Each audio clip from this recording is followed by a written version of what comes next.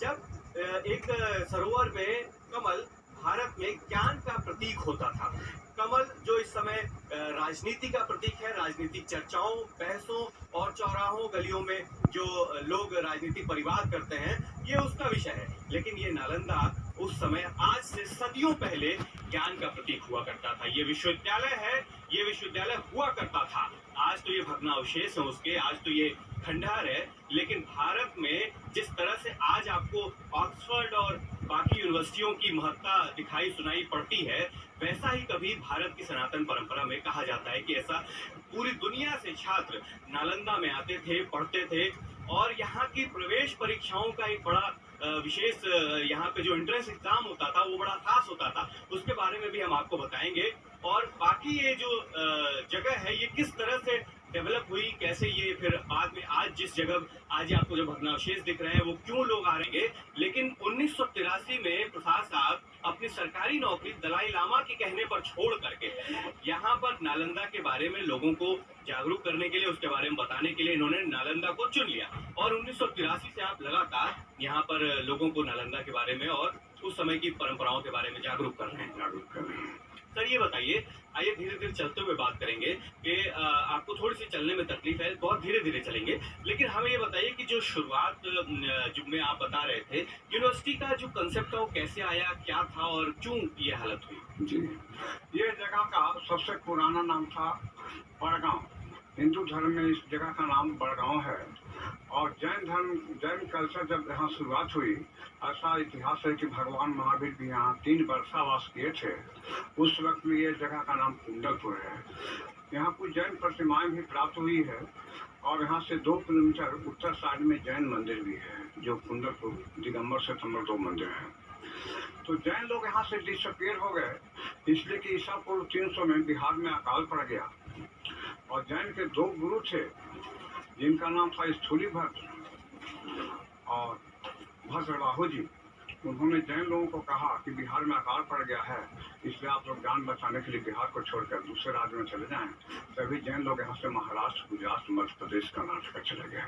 अच्छा, एक चीज सर ये कि यहाँ पर जो यूनिवर्सिटी के बारे में जब हम आपसे बात करते हैं, आपने कई चीजें बड़ी इंटरेस्टिंग बताई कि यहाँ पर ये जो विश्वविद्यालय हुआ करता था उसमें एंट्रेंस एग्जाम बड़ा मजेदार होता था, उसके बारे में जरा कुछ बताइए। तो यह जैन लोग जब यहाँ से चले गए सर, तो इस जगह पर राजा अशोक प्रथम फाउंडर हुए। बुद्धिस्ट का प्रथम उन्होंने स्तूपा बनाया। वह स्तूपा का नाम है सारीपुत्र स्तूपा। सारीपुत्र भगवान बुद्ध के शिष्य थे। भगवान बुद्ध ने यहाँ तीसरा उपदेश दिया। पहला उपदेश सारनाथ, दूसरा राजपूत, तीसरा नालंदा में। इसके बाद यहाँ से भगवान बुद्ध प्रोसीड वैशाली चले गए। तो उसके बाद यूनिवर्सिटी बनाई गई बुद्ध के 1000 वर्ष के बाद। बुद्ध आए ईसा पूर्व 600 में। और नालंदा यूनिवर्सिटी बनाया गया 5th सेंचुरी एडी में। ये यूनिवर्सिटी को कहा गया है कि दुनिया का सबसे पहला बौद्ध यूनिवर्सिटी थी, जिसका एरिया 10 किलोमीटर लंबा, 5 किलोमीटर चौड़ा था।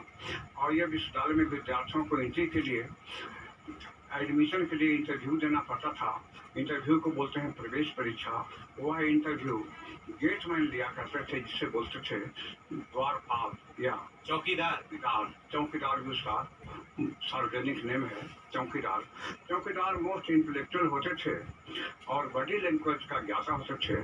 तो चौकीदार का महत्व नालंदा के समय से ही है। यानी कि आज की तरह नहीं हुआ करता था कि किसी भी जो सबसे कम पढ़ा लिखा व्यक्ति है, जो सबसे ज्यादा मेहनत, तो उसको चौकीदार बनाते थे। उस समय चौकीदार सबसे अधिक पढ़े लिखे व्यक्ति को, और जो बॉडी लैंग्वेज का ज्ञाता होता था, जो दूर से देख के बता दे कि इस व्यक्ति के मन में क्या है, उस व्यक्ति को चौकीदार बनाया जाता था। और वही व्यक्ति होता था जो नालंदा में पढ़ने आने वाले इच्छुक विद्यार्थियों का एग्जाम लिया करता था, एंट्रेंस एग्जाम लिया करता था।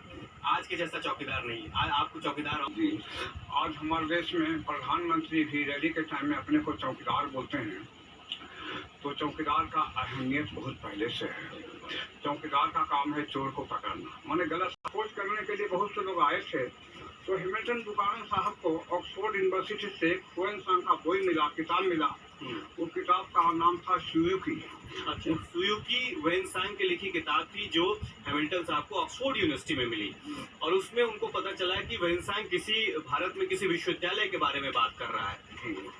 तो हुएनसांग इंडिया में आए नालंदा में यहाँ पढ़ाई किए हैं। 5 वर्ष एज ए स्टूडेंट रहे, 10 वर्ष यहाँ के टीचर रहे। उनका इंडियन नेम था मोक्ष देवा। अच्छा। जब हुएनसांग यहाँ से चाइना जाने के लिए तैयार हुए पढ़ाई खत्म करने के बाद, और 630 में यहाँ से प्रस्थान किए। 630 में आया, 645 में यहाँ से प्रस्थान किए, 15 वर्ष नालंदा में रहे।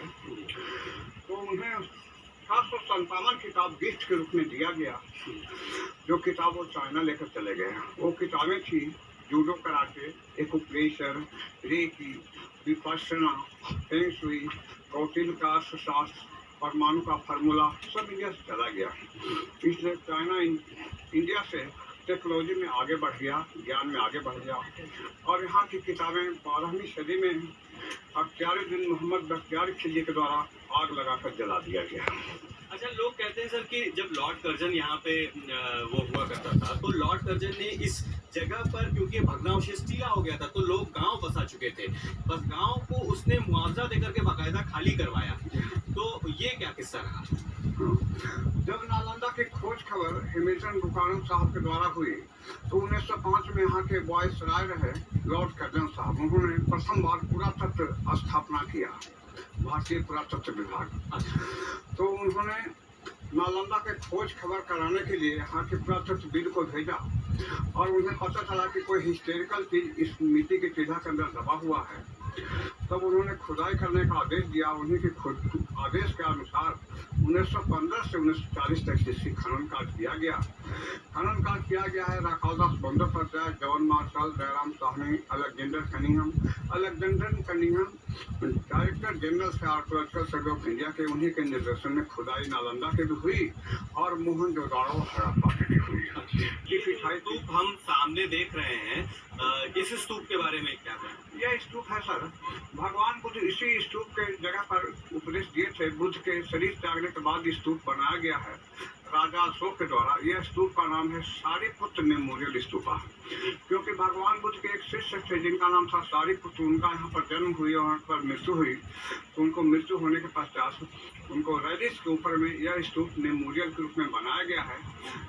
फर्स्ट इसको बनाए थे